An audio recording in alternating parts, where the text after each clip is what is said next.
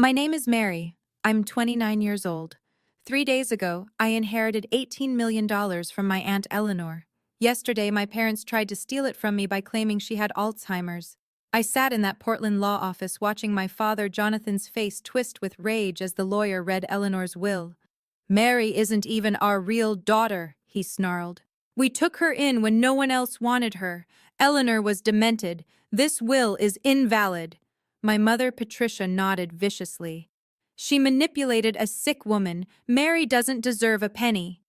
They spoke about me like I was livestock, like I was still that terrified 16-year-old girl they handed over to the Morrison family for cash to pay their gambling debts. They thought I'd never found out. They thought Eleanor never knew. They were wrong on both counts. Because Eleanor had been recording every conversation in her house for 3 years. And what her security cameras captured 1 month ago would destroy my parents so completely that they'd withdraw their lawsuit within 24 hours and flee Oregon forever. Before I continue, if you find this story worth hearing, please take a moment to like and subscribe, but only if you genuinely want to follow along. Oh, and drop a comment telling me where you're watching from and what time it is there. Now let me take you back. For 13 years, I believed the story they told everyone in Northeast Portland. Jonathan and Patricia Caldwell were middle-class heroes who rescued a foster kid from certain disaster. He sold insurance at Northwestern Mutual, earning a respectable $68,000 annually. She worked as an elementary school secretary at Alameda Elementary, managing attendance records and helping struggling families navigate the system. We lived in a modest four-bedroom house at 2847 Maple Street, painted yellow with white trim, featuring a front porch where Patricia grew prize-winning roses. The neighbors brought casseroles when I had the flu. Mrs. Chen next door borrowed sugar for her baking. Mr. Rodriguez across the street helped Jonathan fix our fence every spring. Everyone knew each other's business, and our business was solid, respectable, unremarkable. The narrative was simple and compelling. I was the lucky one who'd been chosen. "We saved you from the foster system, Mary," Patricia would say whenever I questioned anything about my past or asked uncomfortable questions about family finances. "You owe us everything. Do you know what happens to kids who age out without families? We gave you stability, education, a future. Some gratitude would be appropriate." I accepted this narrative without question until last month, when I was helping them clean out their garage before a renovation. Hidden behind dusty Christmas decorations and boxes of Jonathan's old insurance files, I found a manila folder with my name written in Patricia's careful handwriting. Inside were financial documents, bank transfer receipts, and correspondence that made no sense if I was their adopted daughter. These weren't adoption fees or legal costs. These were transaction records, payment confirmations, terms and conditions for services rendered. Something that made me realize the Caldwells weren't the heroes of my story. They were dealers, and I had been their merchandise. The documents painted a picture I'd never imagined. The summer I turned 16, I hadn't been helping out the Morrison family during Mrs. Morrison's recovery from surgery. I'd been sold to them under a carefully crafted arrangement that lasted exactly 93 days. The email fragment was still in the folder, printed and filed with meticulous care. "Payment confirmed, $13,000. Terms agreed per our discussion. Pickup Monday, 6 p.m., usual location. Return arrangement activated if placement proves unsatisfactory for any reason." The reply email, sent from Jonathan's account. "Understood. Mary has been prepared for extended stay. No contact with birth family during placement period. She's been told this is temporary volunteer work. Discretion appreciated as always." I remembered that summer with devastating clarity now. The Morrison estate at 12,600 Northwest Thurman Street, with its circular driveway and electronic gates, the way Morrison inspected my appearance each morning, adjusting my posture and criticizing my clothing choices. How she made me wear different outfits when their business associates visited, always something more revealing than I was comfortable with. I remembered the strange men who came for dinner parties and seemed more interested in asking me personal questions than discussing business with Mr. Morrison. The way they looked at me, the uncomfortable comments about my potential and my future, the suggestions about opportunities that could open up for a girl like me if I was flexible and understanding. I'd been returned to the Caldwells on a Thursday evening in late August because Mrs. Morrison declared me too willful for our purposes. She'd complained that I asked too many questions, set too many boundaries, and showed insufficient appreciation for the opportunities they were providing. Jonathan picked me up with $2,300 more in his pocket than when he'd dropped me off. I learned this because one of the documents in the folder was his handwritten calculation. $13,000 initial payment minus $10,700 return fee equals $2,300 net profit. Acceptable for trial run. What I didn't understand then, but became horrifyingly clear now, was that this wasn't a one-time experiment. It was a proof of concept for something much larger. Eleanor Whitfield had always been portrayed as the problematic relative in Patricia's family narrative. She lived alone in a Victorian mansion, worked in technology nobody understood, never married, never had children, never fit into conventional expectations. Patricia described her as bitter about her life choices and eccentric to the point of mental instability. We were explicitly forbidden from visiting Eleanor or maintaining any relationship with her. Patricia explained this restriction as protecting me from Eleanor's negative influence and inappropriate ideas about family loyalty. Jonathan supported this position, claiming Eleanor had always resented their rescue of me and wanted to undermine my gratitude toward them.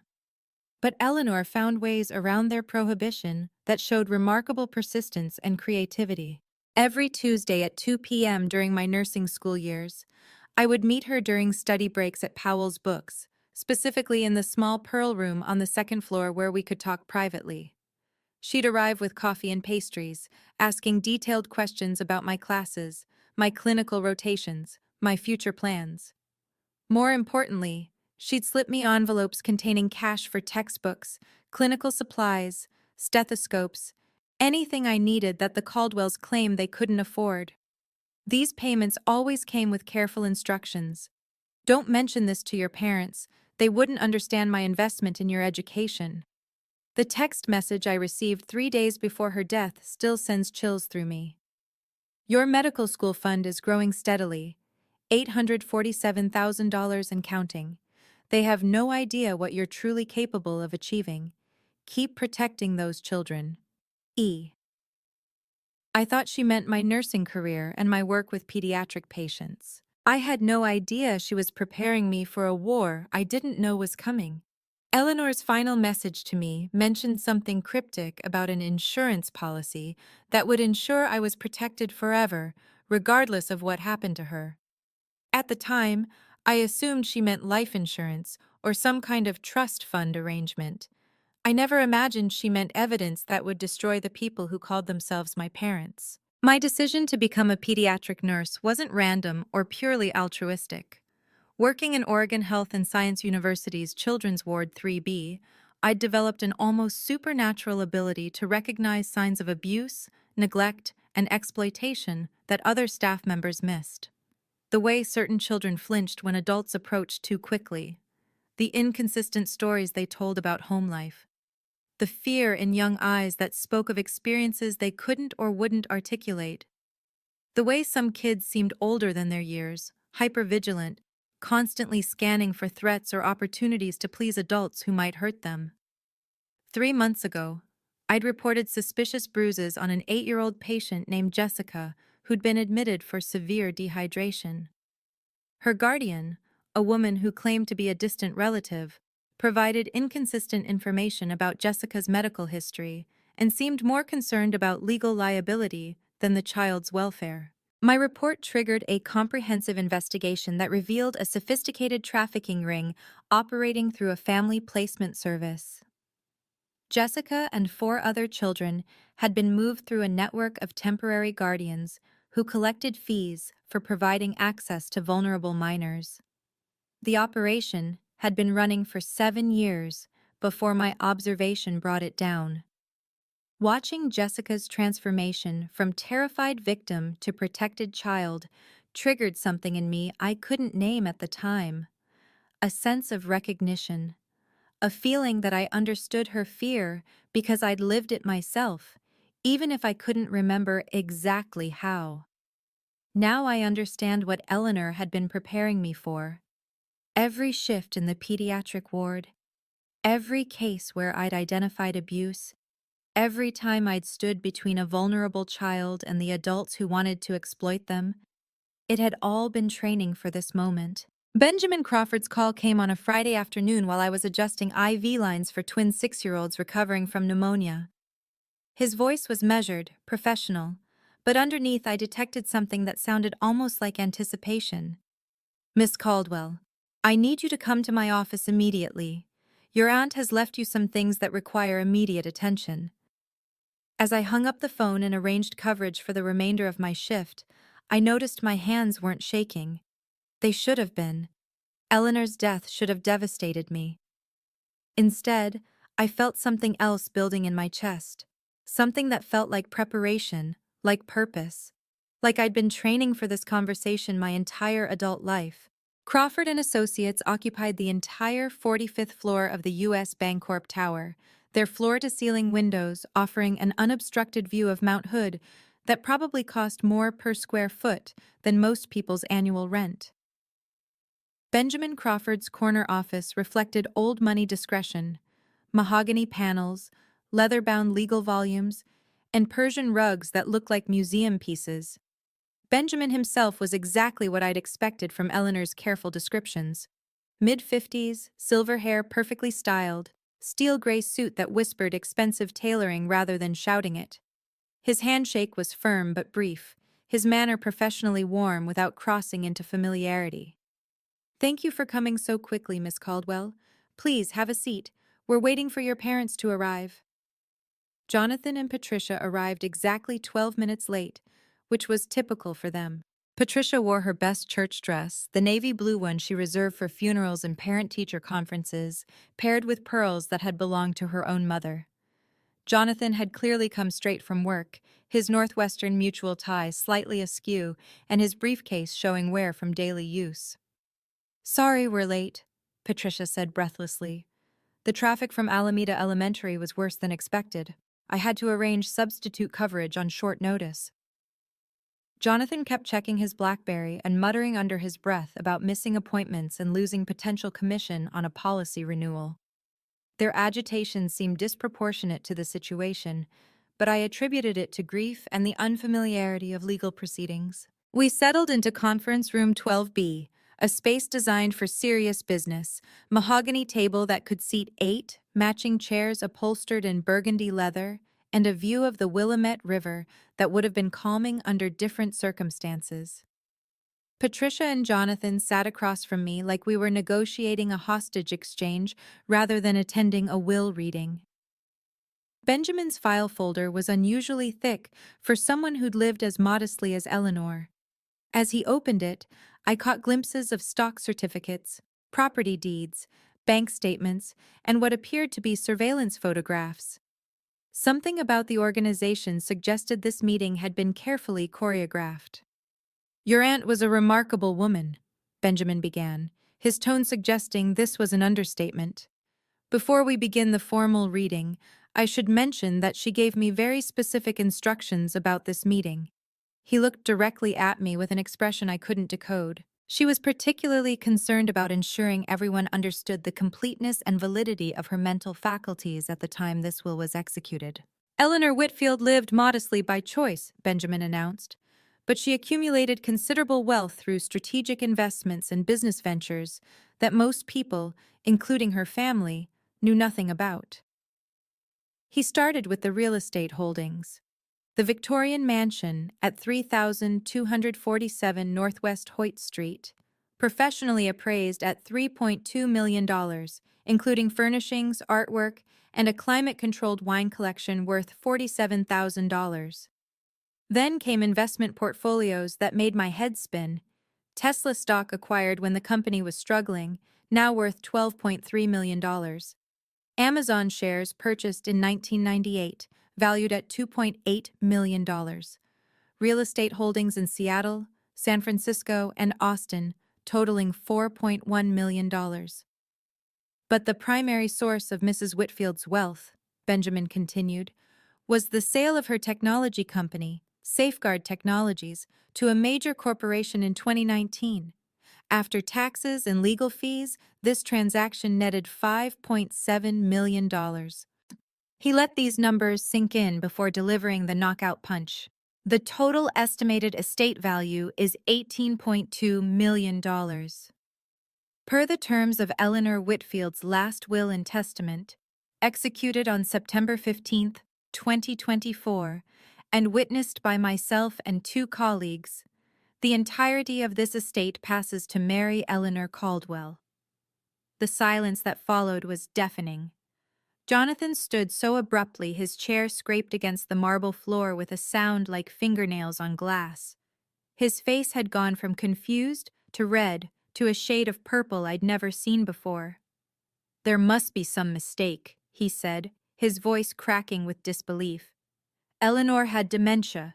Everyone in the neighborhood knew it. She was confused, repetitive. Sometimes she didn't recognize people. She wasn't competent to make these kinds of decisions. Patricia's voice rose to a near shriek that echoed off the conference room's high ceiling. "Mary isn't even real family. We took her in out of charity when she was 16 years old. Can't possibly be legal." Their performance was Oscar-worthy. If I hadn't found those documents in their garage, I might have believed their shock was genuine. But there was something about the speed and specificity of their objections that felt rehearsed. Benjamin consulted his notes with the precision of a surgeon reviewing a procedure checklist. I anticipated these concerns might arise, which is why Mrs. Whitfield underwent comprehensive neurological testing 3 weeks before her death. What followed was the kind of public breakdown that would have horrified the Caldwells under normal circumstances. These were people who'd built their entire identity around appearances, who crafted their public image like a carefully managed marketing campaign. "She had dementia!" Patricia screamed, her voice carrying through the law office's corridors. "Everyone in our neighborhood knew it. She was confused, paranoid, talking to herself constantly. She thought people were watching her, recording her conversations. Mary took advantage of a sick woman's delusions." Jonathan began pacing behind his chair like a caged animal, his briefcase clutched in white-knuckled hands. "We've been taking care of Eleanor for years. Mary barely visited her except when she wanted something. This is classic elder abuse, and we're going to prove it." Their accusations came in rapid-fire succession. I was a manipulative opportunist. Eleanor was mentally incompetent. The will was the result of undue influence. They would contest everything in court and expose my predatory behavior. If I hadn't known what I knew about their own predatory behavior, their performance might have been convincing. They painted a picture of a vulnerable, elderly woman manipulated by a calculating caregiver, supported by detailed anecdotes about Eleanor's supposed confusion and my suspicious behavior. But Benjamin remained unnaturally calm throughout their tirade, consulting his notes and occasionally making small marks on a legal pad. When they finally exhausted themselves, he spoke with the measured tone of someone delivering a prepared statement.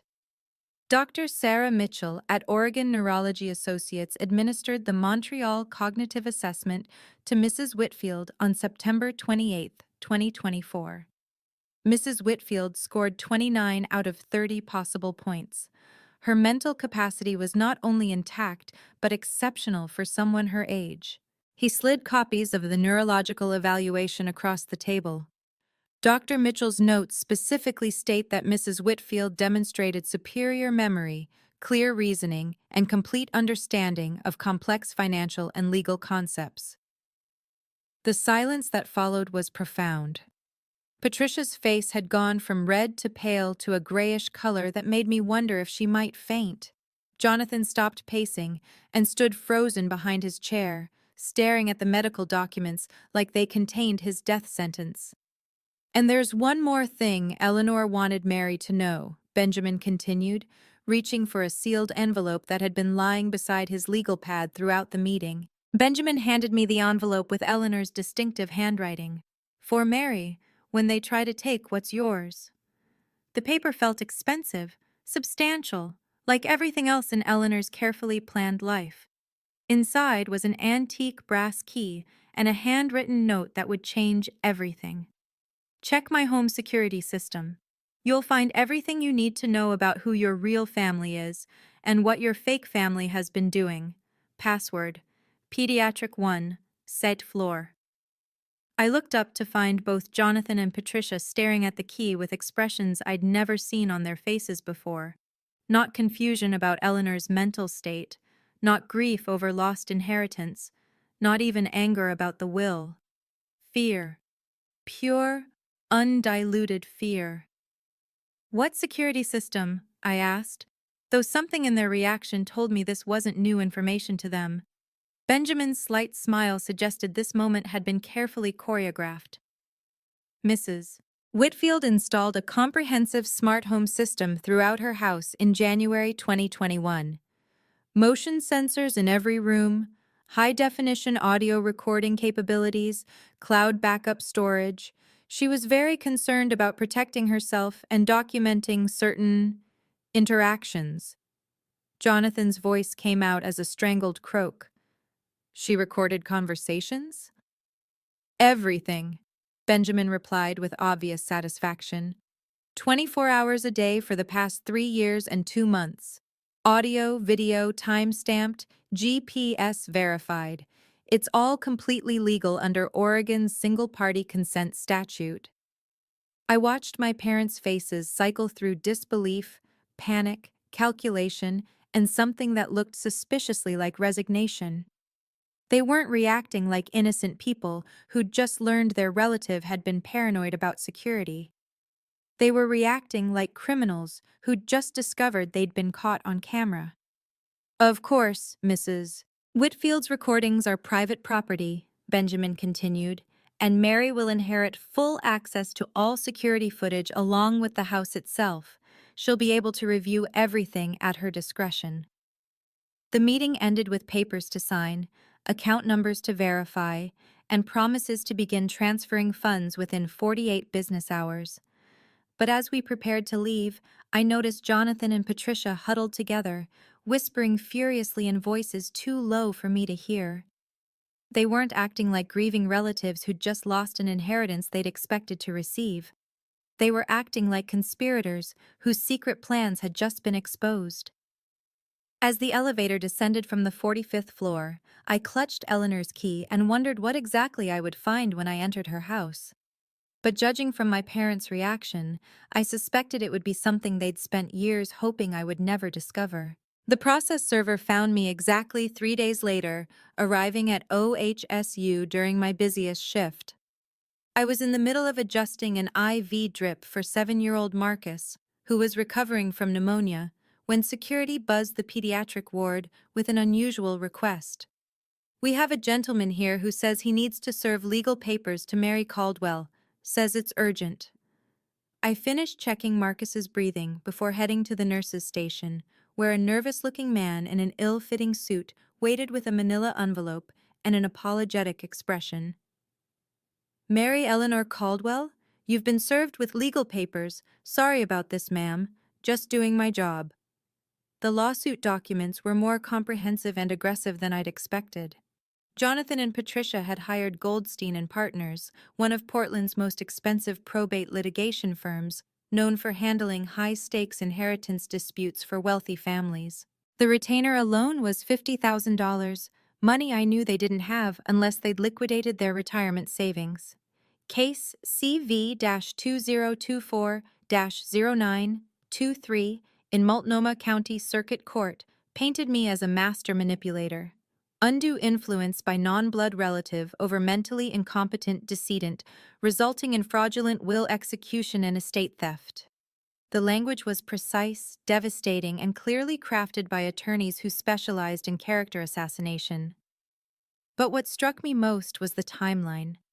The lawsuit had been filed within 72 hours of the will reading, complete with detailed medical allegations, witness statements, and financial analysis.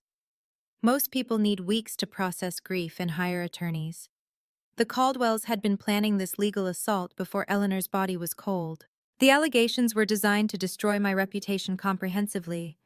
I had isolated Eleanor from her family, convinced her that her relatives were stealing from her, manipulated her medications to create confusion, and systematically worked to change her will in my favor. Supporting documentation included sworn statements from neighbors about Eleanor's supposed mental decline and my suspicious behavior. Reading these accusations felt like watching someone construct an alternate reality where I was the predator and Eleanor was the victim. The irony would have been amusing if it weren't so calculated and destructive. The Whisper campaign began immediately and moved through Portland's social networks with the efficiency of a coordinated political operation. Jonathan and Patricia had clearly spent years building relationships and credibility that they were now weaponizing against me. The first call came from Mrs. Henderson, a family friend who'd known me since childhood. "Mary, dear, I'm hearing some very concerning things about you and Eleanor's will. People are saying you manipulated a confused woman who trusted you. This doesn't sound like the girl I've watched grow up, but the stories are quite detailed." Mrs. Henderson's call was followed by similar conversations from other family friends, neighbors, and even some of Eleanor's acquaintances. The script was remarkably consistent across all these interactions. Eleanor had been showing signs of dementia for months, talking to herself, forgetting conversations, repeating stories about being watched or followed. I had taken advantage of her confusion to isolate her from family and change her will. The Caldwells targeted specific communities systematically. The Portland Garden Club, where Eleanor had been a member for 15 years, received detailed accounts of her supposed mental decline. The Laurelhurst Neighborhood Association heard about my predatory behavior toward a vulnerable, elderly woman. Eleanor's book club at Powell's was told about my systematic manipulation of their friends' generous nature.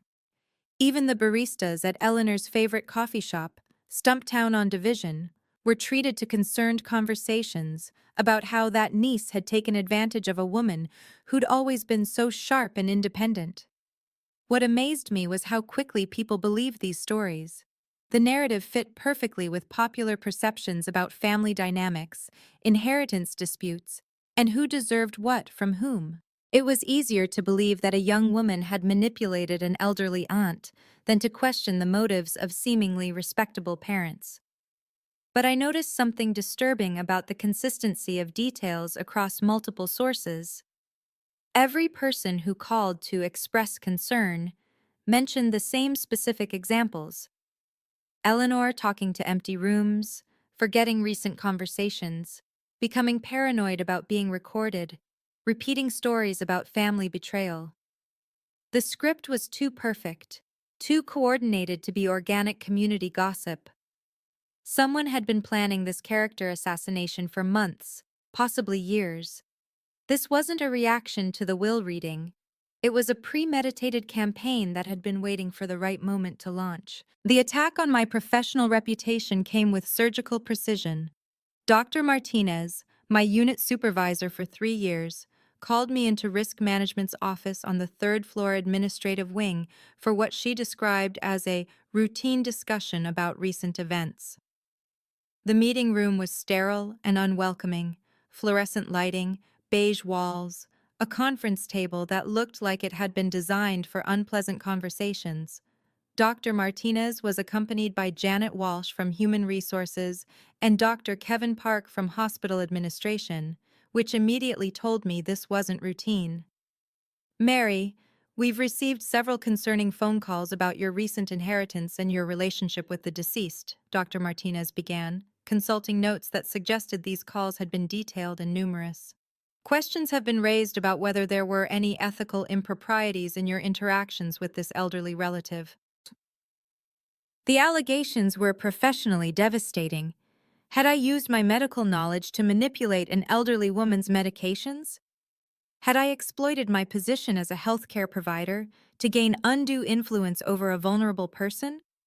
Did my inheritance create conflicts of interest in my current role treating pediatric patients?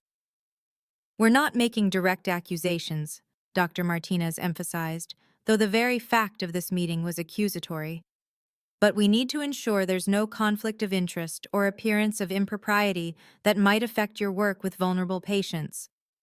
The implication was crystal clear.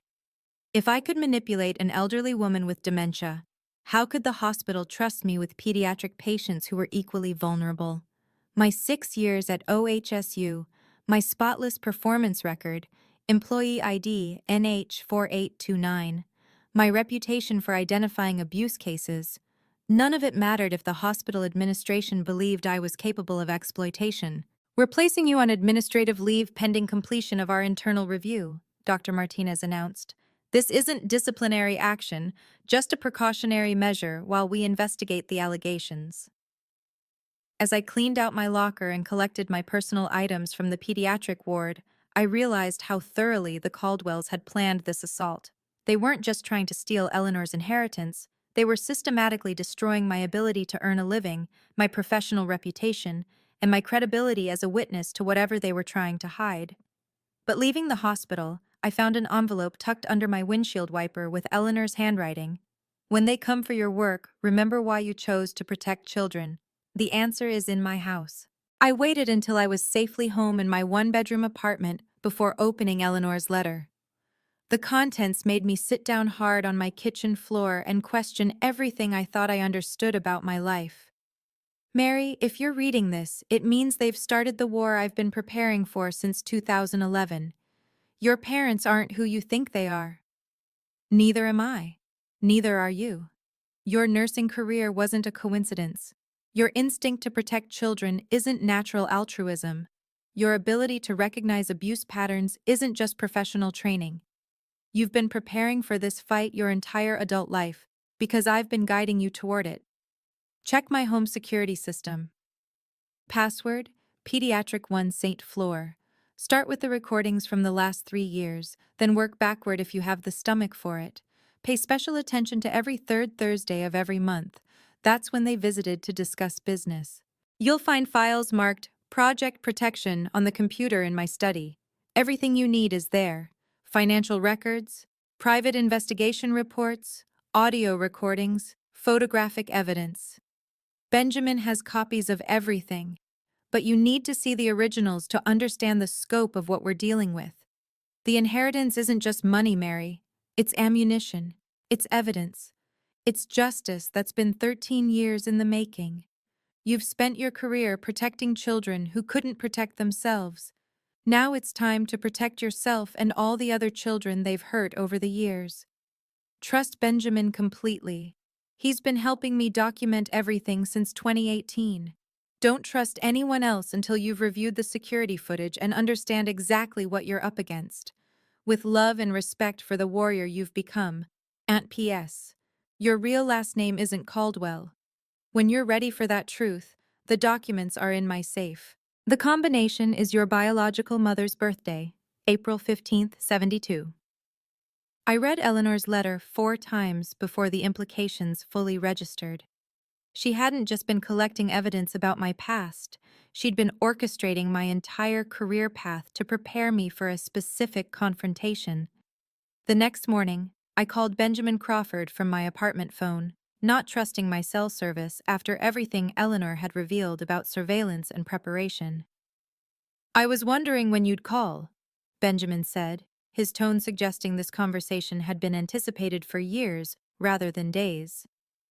"Eleanor said you'd need at least one night to process the letter before you were ready to see what she'd discovered."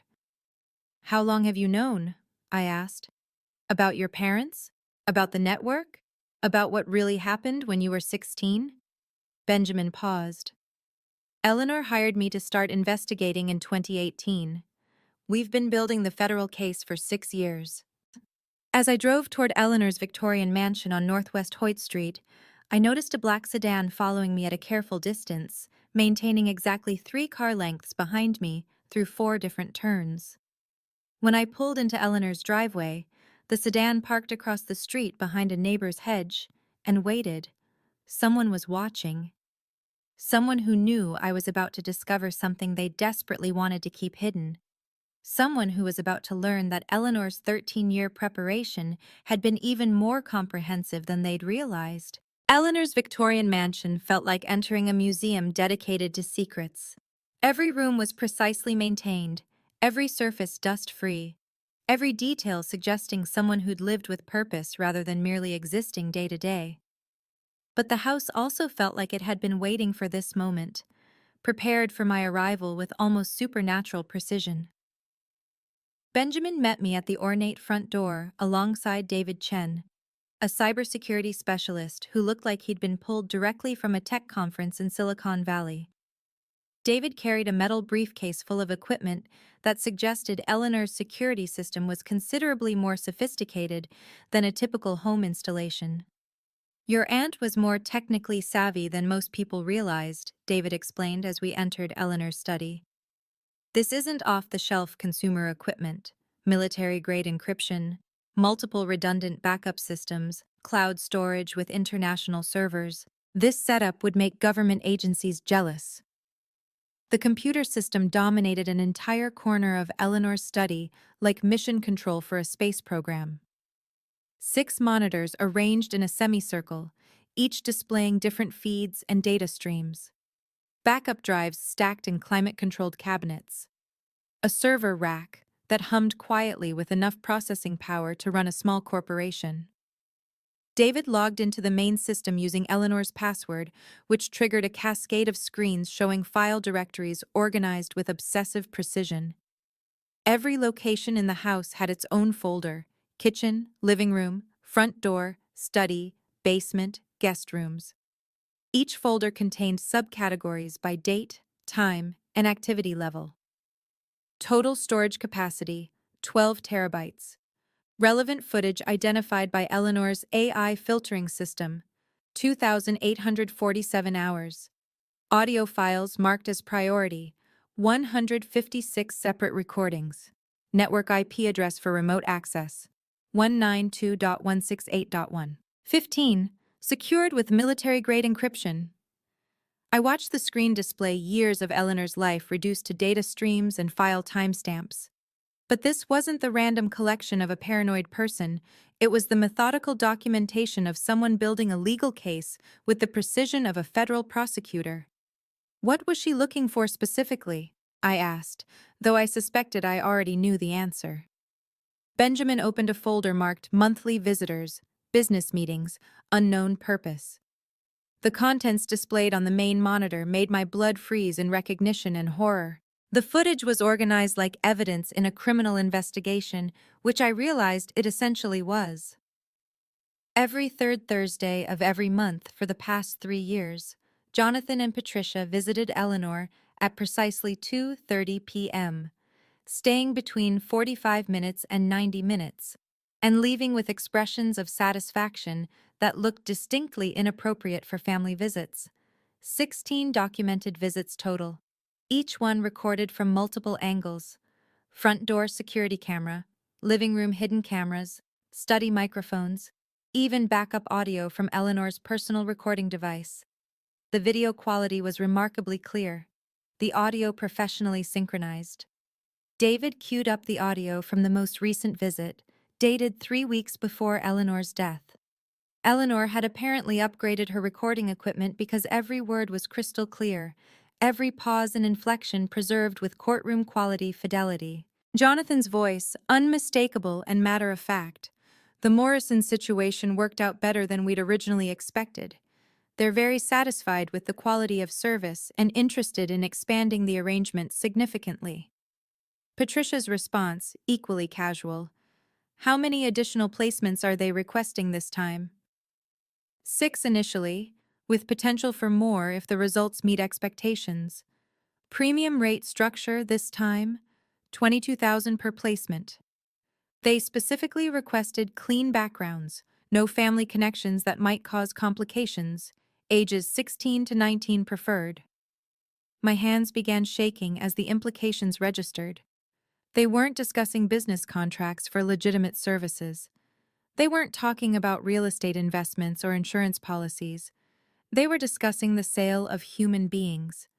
They were talking about selling children the same way they'd sold me 13 years ago. Benjamin produced a series of thick folders containing financial documentation that painted a picture of systematic criminal enterprise spanning more than a decade. The paper trail was meticulous, organized chronologically, and cross-referenced with Eleanor's surveillance footage.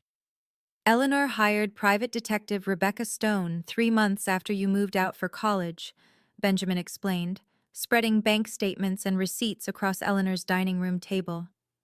License number PI20190834. Total investigation costs $23,500 over 13 years of continuous surveillance and research. Detective Stone's reports revealed an operation that made my stomach turn with its scope and sophistication. Jonathan and Patricia Caldwell had developed a network that identified vulnerable teenagers aging out of the foster care system, offered them temporary housing and support, then brokered long-term placements with wealthy families who paid substantial fees for services that went far beyond legitimate childcare or household assistance. Foster placement manipulation, Benjamin explained, his lawyer's training evident in his precise language. They identify kids with no family connections, no advocates, no one who would notice if they disappeared into private arrangements. They offer temporary housing as a bridge to independence, then gradually introduce longer-term opportunities that sound legitimate but aren't. The financial records showed payments from 17 different client families over the past decade, ranging from my original $13,000 to recent placements commanding $25,000 or more. The Morrison family had been just one client in a much larger network of people willing to pay premium rates for access to vulnerable young people. The business model was horrifyingly elegant. Find isolated teenagers with no support systems, gain their trust through temporary assistance, then introduce opportunities that gradually escalated into situations the victims couldn't escape from without losing their housing, support, and future prospects. I wasn't their first victim. I was their proof of concept, their market research, their prototype for something much larger. Detective Stone's surveillance photographs revealed meetings I'd never known about, business relationships that explained how the Caldwells had sustained this operation for more than a decade. Jonathan and Patricia regularly visited a downtown Portland office building that housed something called Youth Services Consulting, LLC. The business registration documents were buried in Benjamin's files, incorporated in 2011, registered agent Jonathan Caldwell, business address matching the downtown office building. The company's stated purpose was family placement consulting and temporary guardianship services for at-risk youth.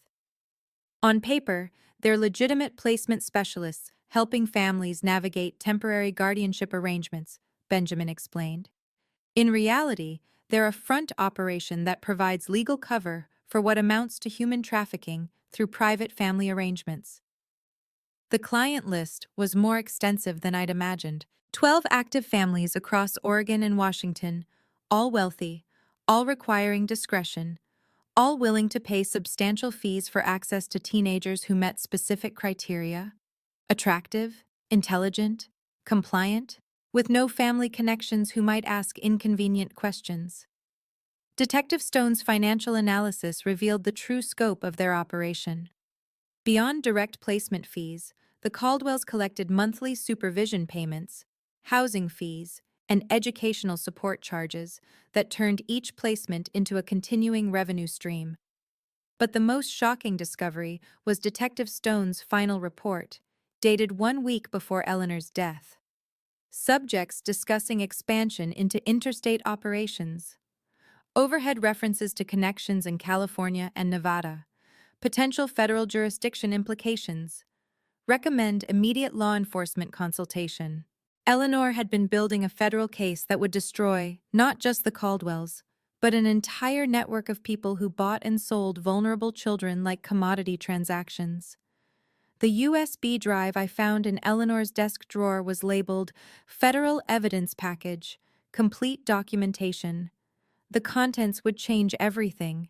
The USB drive contained 27 audio files organized chronologically, each one time-stamped and location verified with GPS coordinates.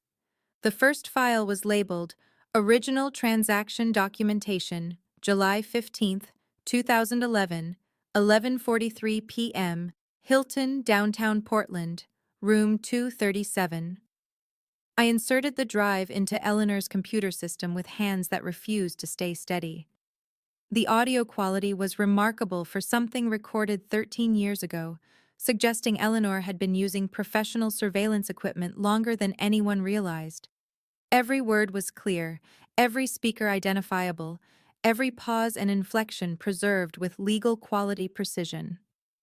Jonathan's voice, younger, but unmistakably his.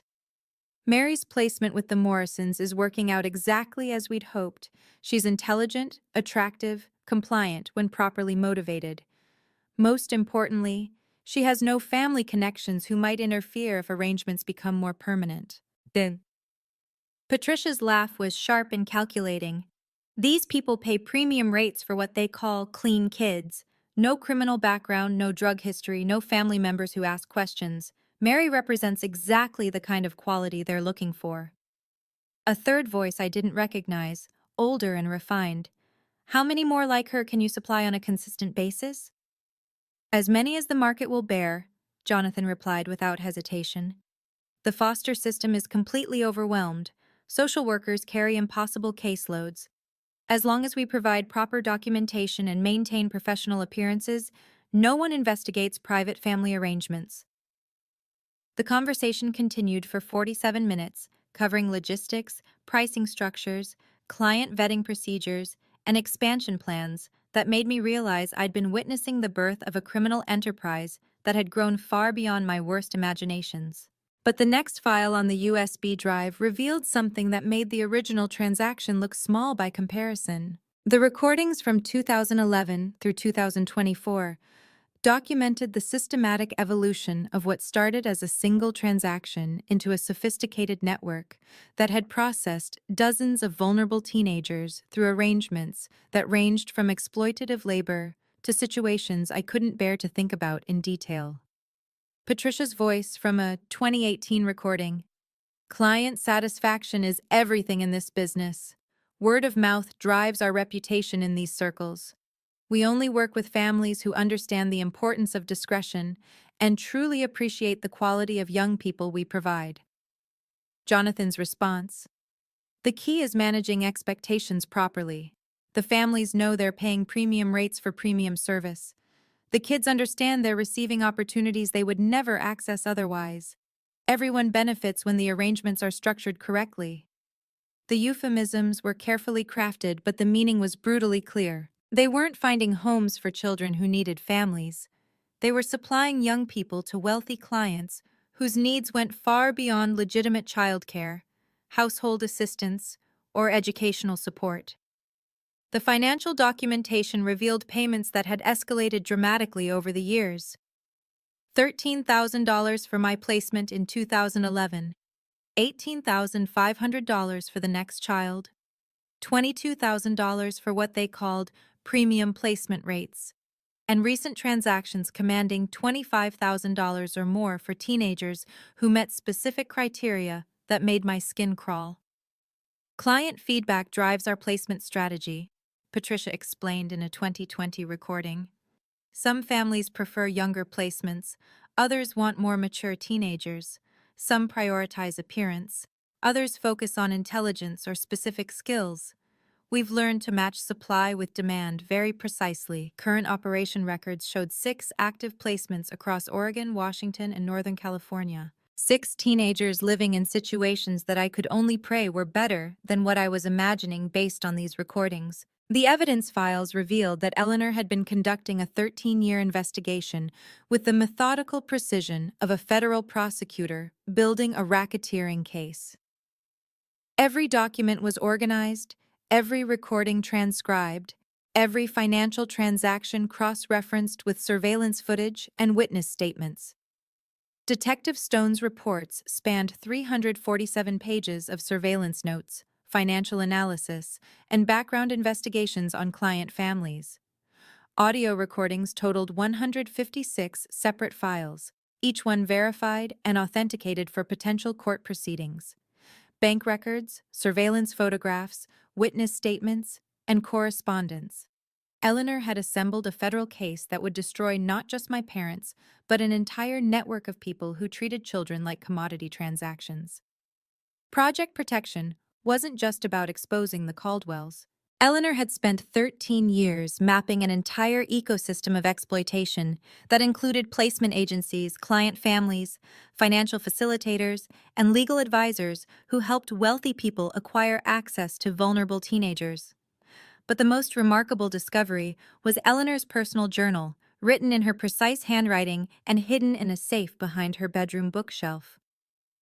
Mary escaped because she fought back. The Morrison placement failed because she refused to accept their treatment as normal. Her instinct to resist became her strength. She chose pediatric nursing because she recognizes trauma in children. She's been unconsciously preparing for this confrontation her entire adult life. Eleanor hadn't just been collecting evidence about my situation. She'd been studying my psychological development, understanding how trauma had shaped my career choices, and preparing me to become the weapon that would destroy the people who'd victimized me. The safe also contained documents that would change everything I thought I knew about my identity and family history. Eleanor's final recording was made in her bedroom at 3:47 a.m. on October 1st, 2024, just hours before her death. Her voice was weak but absolutely determined, and the timestamp indicated she'd been awake all night preparing this message. Mary, if you're hearing this recording, it means the Caldwells have attempted to contest my will exactly as I predicted they would. Good. I've been counting on their greed to trigger the next phase of our plan. Everything in this house is evidence that will send them to federal prison for the rest of their lives. The recordings, the financial documents, Detective Stone's investigation reports, the client family background files, it's all been organized for immediate transfer to federal law enforcement. Benjamin has instructions to contact FBI agent Lisa Park at the Human Trafficking Unit the moment they file their lawsuit. The federal case is already prepared, complete with witness statements from other survivors we've located over the years. Your parents think I had Alzheimer's because I spent 3 years pretending to be mentally incompetent during their monthly visits. Every confused question, every repeated story, every moment they thought I was losing my mind. I was performing while recording every word of their business discussions. They told me about expansion plans into California and Nevada. They described client families who pay even higher rates for specific services. They discussed methods for identifying and recruiting new targets. They gave me a complete blueprint of their criminal network, while thinking I was too confused to understand what they were saying. They're planning to disappear after the probate case concludes, regardless of the outcome. 6 children are in immediate danger. The evidence package is prepared for federal prosecution, but I need you to make the final decision about whether to proceed. You're not Mary Caldwell. Your real name is Mary Catherine Morrison. Your biological parents, Catherine and Michael Morrison, died in a car accident when you were 3 years old. You were placed with the Morrison family who purchased you because they were distant relatives attempting to claim inheritance money from your parents' estate. When the inheritance claim failed, they returned you to the Caldwells, who had been facilitating the arrangement. You've been living under a false identity with people who sold you like property, all while building a career dedicated to protecting children from exactly the kind of people who victimized you. The documents in my safe will prove your real identity and your inheritance rights from your biological parents' estate. But more importantly, you're not their victim anymore. You're their judge, their jury, and their justice. The choice is yours, my dear girl. But remember, you survived their attempt to destroy you, and you've spent 13 years becoming exactly the person who can destroy them. The recording ended with the sound of Eleanor's labored breathing and medical equipment beeping steadily in the background. She'd literally used her final hours to prepare evidence that would protect me and destroy the people who'd sold me. I sat in Eleanor's study until dawn, absorbing the truth of what I'd learned and the magnitude of what Eleanor had prepared me to do. The woman I'd known as my aunt had been fighting a war I didn't know existed. The people I'd called parents had been criminals who thought their victim was too grateful and too isolated to ever threaten them. And I had been unconsciously preparing for this confrontation. Through every shift I'd worked protecting abused children, every case where I'd identified exploitation, every moment I'd stood between a vulnerable child and the adults who wanted to hurt them. Benjamin found me there as morning light filtered through Eleanor's windows, still reviewing files that documented 13 years of systematic crime. "Agent Park is waiting for your authorization," he said quietly. "The federal case is complete. 6 arrest warrants are prepared, but the operation depends on moving immediately." I looked at Eleanor's computer screen, still displaying evidence that would destroy the Caldwell network and everyone connected to it. "The children they have now," I asked, "how long before the Caldwells disappear?" "They're planning to leave Portland tomorrow night. If we don't execute the warrants within 24 hours, they'll vanish into their network, and the 6 teenagers they've placed will disappear with them." The decision was simple. Eleanor had spent 13 years preparing me for this moment. I'd spent 13 years unknowingly training to fight this battle. The only question was whether I was ready to stop being their victim and start being their judgment. Benjamin's call to the Caldwell's attorney was brief and devastating in its precision. James Goldstein of Goldstein and Partners had built his reputation on aggressive probate litigation, but nothing in his experience had prepared him for what Benjamin Crawford was about to reveal. "Mr. Goldstein, we have comprehensive video and audio evidence of your clients discussing child trafficking activities spanning 13 years. This includes financial records, witness statements, and federal law enforcement consultation. Your clients have 24 hours to withdraw their will contest or face immediate federal prosecution under the Trafficking Victims Protection Act." The silence on the other end of the line stretched for nearly 30 seconds before Goldstein found his voice. "That's an extremely serious accusation, Crawford. We'll need to examine this supposed evidence immediately." FBI Portland Field Office, 9109 NE, Cascades Parkway, Conference Room B, 1 hour. Bring your clients. Agent Lisa Park from the Human Trafficking Unit will be present to answer questions about federal prosecution procedures. The meeting was surreal in its politeness and devastating in its implications. Jonathan and Patricia sat across from Benjamin, myself, and Agent Park in a sterile federal conference room, their faces cycling between defiance, disbelief, and growing terror as Benjamin methodically played selected recordings. He didn't use the most damaging evidence, just enough to demonstrate the scope and quality of what Eleanor had collected. Jonathan's voice from 2011. "Mary's just the beginning. These people pay premium for clean kids." Patricia from 2018. "Client satisfaction is everything in this business." Their most recent discussion. 6 more initially, premium rate this time, $22,000 each. Agent Park took careful notes while reviewing financial documents spread across the conference table. Goldstein grew progressively paler as he realized the implications of what his clients had apparently been discussing in detail while being unknowingly recorded. When the audio presentation concluded, the silence in the federal conference room was profound and oppressive. Patricia stared at the table surface as if it might offer some escape from what she'd just heard. Jonathan seemed to age 10 years in the span of 10 minutes. "This is entrapment," Patricia finally whispered, her voice barely audible. "Single-party consent state," Agent Park replied with professional calm. Mrs. Whitfield had every legal right to record conversations in her own home. What's more immediately concerning is the ongoing federal investigation into Youth Services Consulting, LLC, and the 17 client families we've identified across 3 states. Agent Park consulted her own notes with obvious preparation for this moment. "We have financial records, surveillance footage, and witness statements from multiple victims spanning more than a decade. 6 teenagers are currently in questionable placements that require immediate federal intervention."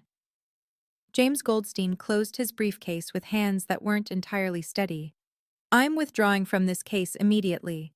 My clients will need separate representation for these new allegations. The FBI operation unfolded with the efficiency of something that had been planned for months rather than days.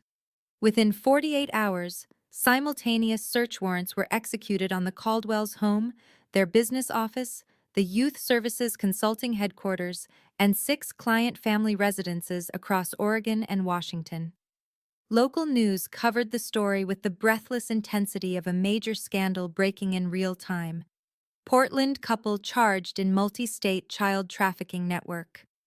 The television reports were carefully edited to protect victim identities, but enough details emerged to destroy any remaining sympathy for Jonathan and Patricia's inheritance claims. FBI case number PDX-2024-0156 became the largest human trafficking investigation in Oregon history, with 12 primary defendants and 6 federal counts ranging from conspiracy to transport minors across state lines to racketeering charges that carried potential life sentences. The irony wasn't lost on anyone who'd followed the will contest story. For 3 weeks, Jonathan and Patricia had systematically destroyed my reputation as a manipulative opportunist who preyed on vulnerable elderly women. Now the entire city could see exactly who the real predators were and what they'd been doing to vulnerable children. The phone calls I received were a complete reversal of the character assassination campaign they'd orchestrated. Mrs. Henderson called to apologize.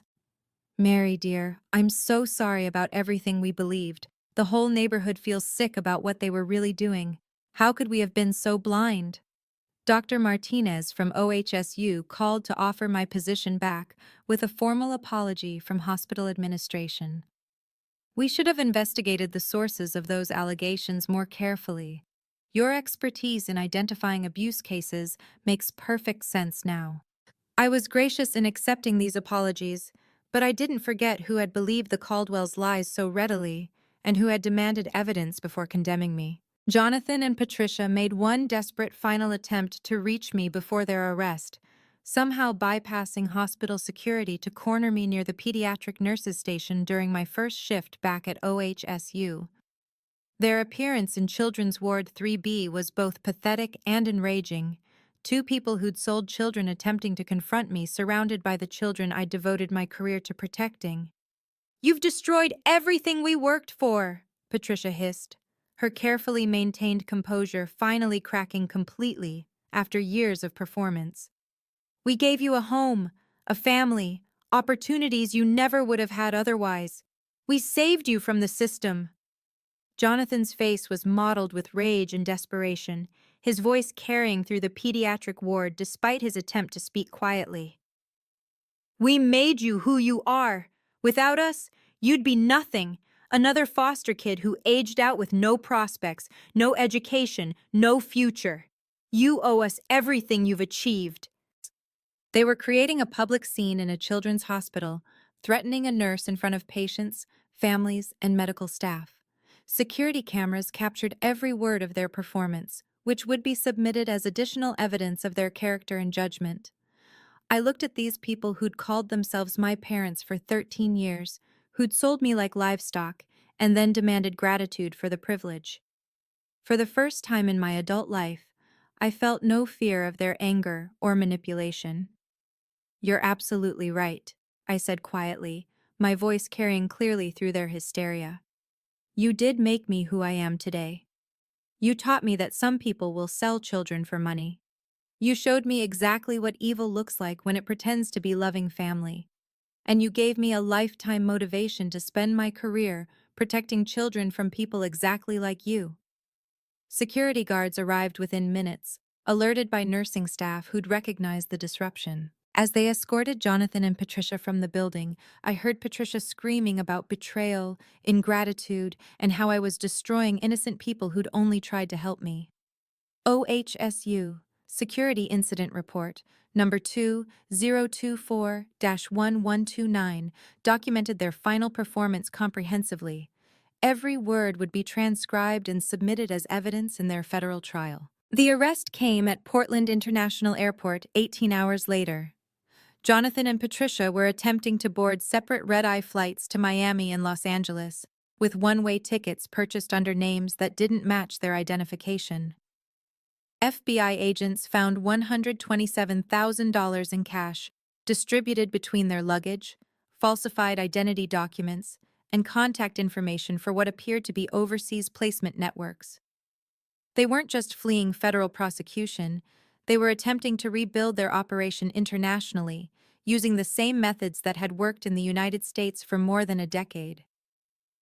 The federal courthouse at 1000 SW 3rd Avenue became familiar territory over the following months as the trafficking case developed into a comprehensive investigation of placement networks operating across 6 states. Room 15 hosted testimony from 17 survivors, 43 witnesses, and dozens of federal agents who'd been tracking similar operations. My own testimony became a centerpiece of the prosecution's case, but the most powerful moment came when Detective Rebecca Stone presented her 13 years of surveillance evidence and Eleanor's systematic documentation of criminal activity. But the most unexpected development occurred during my final day of testimony, when a woman in the gallery requested permission to address the court. Your Honor, I'm Dr. Sarah Mitchell from Oregon Neurology Associates. I evaluated Eleanor Whitfield 3 weeks before her death. I have additional information about Mrs. Whitfield's mental capacity and her understanding of the evidence she was collecting. Dr. Mitchell's revelation would add another layer to Eleanor's remarkable preparation and planning, and it would explain why she'd been so confident about the ultimate outcome of her 13-year investigation. Eleanor's Foundation for Exploited Children officially opened 8 months after the federal trial concluded, headquartered in the completely renovated Victorian mansion at 3247 Northwest Hoyt Street. The initial funding of $5 million from Eleanor's inheritance was just the foundation for something much larger. When the tech community learned about Eleanor's background and the case that had exposed the trafficking network, contributions poured in from companies across the Pacific Northwest. Apple, which had purchased Eleanor's Safeguard Technologies in 2019, contributed $3 million.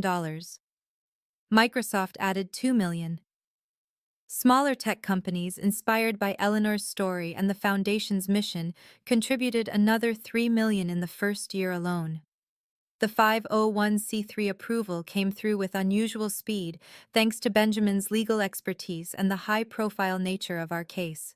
Our mission statement was precisely crafted: identify trafficking networks operating through legitimate placement services, provide comprehensive resources for survivors, and train professionals to recognize signs of exploitation before children are victimized.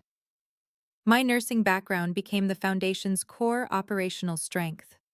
Medical professionals are often the first and sometimes only point of contact for trafficked children, but most lack specific training to recognize the subtle indicators of systematic abuse and exploitation. Our professional training program reached 156 hospitals across Oregon, Washington, Idaho, and Northern California in the first year. The curriculum I developed covered everything Eleanor's investigation had taught me: financial irregularities in family placement arrangements, behavioral patterns in exploited children, documentation inconsistencies that suggest trafficking, and legal procedures for reporting suspected cases to federal authorities. But the work that provided the most personal satisfaction was direct intervention. Our first major case involved 23 children rescued from a network operating through private educational consultants in Seattle. Our second case exposed a placement service in Sacramento that had been moving teenagers across state lines for 5 years. The registered letter from Benjamin arrived on the first anniversary of Eleanor's death, containing keys to a safe deposit box at U.S. Bank downtown that I hadn't known existed. The accompanying note explained that Eleanor had prepared one final revelation for this specific date. Your aunt wanted you to have this information when you were emotionally ready to understand the complete scope of what she'd been fighting for, Benjamin explained as we opened the deposit box together. Inside were documents that revealed Eleanor's true motivation and the real source of her fortune. Safeguard Technologies hadn't been a general software company. It was specifically designed to create online protection systems for children at risk of exploitation by predators and traffickers. Eleanor had founded the company in 2012, 1 year after learning about my situation through Detective Stone's initial investigation. Every algorithm, every security protocol, every protective feature had been developed with one purpose: preventing other children from experiencing what had happened to me. The sale to Apple for $127 million in 2019 had occurred because Apple committed to integrating Eleanor's child protection technology into their mobile operating systems. Every iPhone now carries software Eleanor created specifically to keep vulnerable children safe from predators who use technology to identify and groom potential victims. She started Safeguard after learning the details of your trafficking situation, Benjamin explained. Everything she built professionally was inspired by her determination to prevent other children from being victimized the same way. The perfect symmetry was overwhelming. Eleanor had used money earned protecting children to gather evidence against the people who'd exploited me, then left me that money to continue her mission on an even larger scale. Detective Stone's final comprehensive report, delivered on the day Jonathan and Patricia were sentenced to 25 years in federal prison, revealed the last element of Eleanor's masterpiece of preparation and justice. Eleanor hired me not just to document the Caldwell's current activities, Detective Stone explained, but to locate and contact every child who'd been processed through their network between 2011 and 2024. The investigation had identified 17 survivors, 12 of whom were now adults living across 6 states. All had experienced varying degrees of exploitation.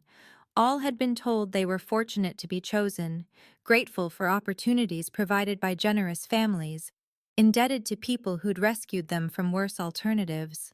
None had understood they'd been systematically trafficked until Eleanor's investigation reached them and provided context for their experiences. The Foundation's second major program became survivor outreach, support, and advocacy. These weren't just victims requiring assistance.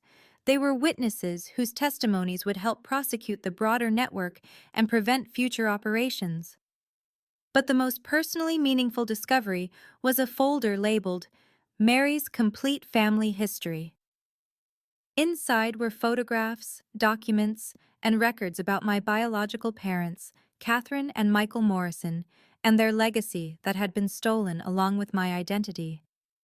My real parents had been elementary school teachers who'd established scholarship funds for disadvantaged children. The inheritance they'd left me had been substantial enough to motivate distant relatives to purchase access to me through the Morrison family. Eleanor had spent 13 years not just protecting me, but researching my true identity and preserving my biological family's memory. I was continuing a mission that had started with my birth parents' commitment to helping vulnerable children, been interrupted by my sale and trafficking, and resumed through Eleanor's determination to see justice accomplished. Standing in Eleanor's former study, now converted into the Foundation's research center, I finally understood her final recording. You're not their victim anymore. You're their judgment. I wasn't just a nurse who'd inherited money. I was a survivor who'd become a protector, carrying forward a legacy that connected my biological parents' dreams to Eleanor's vision to my own calling as someone who would spend her life ensuring that no other child would be bought and sold like property.